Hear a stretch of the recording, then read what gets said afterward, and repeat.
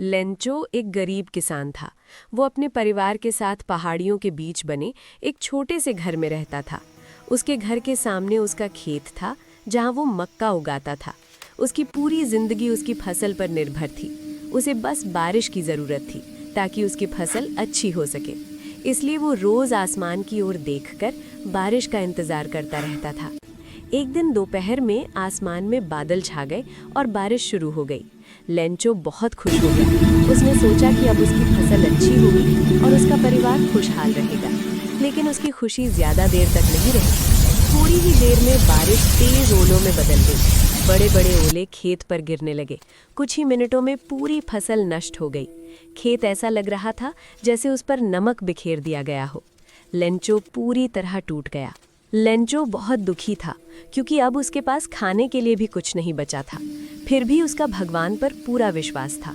उसे यकीन था कि भगवान उसकी मदद ज़रूर करेंगे। उसी विश्वास के साथ उसने एक कागज़ लिया और भगवान को पत्र लिखा। उसने लिखा कि उसकी पूरी फसल बर्बाद हो गई है और उसे अपने परिवार को पालने और दोबारा खेती करने के लिए 100 पैसों की ज़रूरत है।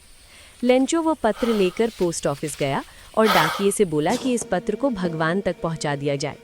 डाकिया पहले तो हैरान हुआ, लेकिन लेंचो के मजबूत विश्वास को देखकर मुस्कुरा दिया। उसने वो पत्र पोस्ट मास्टर को दिखाया। पोस्ट मास्टर और बाकी कर्मचारी लेंचो के विश्वास से बहुत प्रभावित हुए। उन्होंने सोचा कि अगर लेंचो का विश्वास टूट गया तो ये बहुत गलत होगा। इसलिए सभी ने मिलकर पैसे इकट्ठे किए। वे पूरी रकम तो नहीं जुटा पाए, लेकिन 70 पैसों जमा हो गए। पोस्ट मास्टर ने वे पैसे एक लिफाफे में रखे और लिफाफे पर लिख दिया, भगवान की ओर से। जब लेंचो को पत्र मिला तो उसने बिना हैरानी के पैसे निकाले और गिनने लगा। उसने देखा कि पूरे 100 पैसों नहीं थे। वो बिल्कुल भी आश्चर्यचकित नहीं हुआ क्योंकि उसे पूरा भरोसा था कि भगवान उसे पैसे ज़रूर भेजेंगे। लेंचो को गुस्सा आ गया। उसने फिर से भगवान को पत्र लिखा और लिखा कि उसे पूरे पैसे नहीं मिले हैं।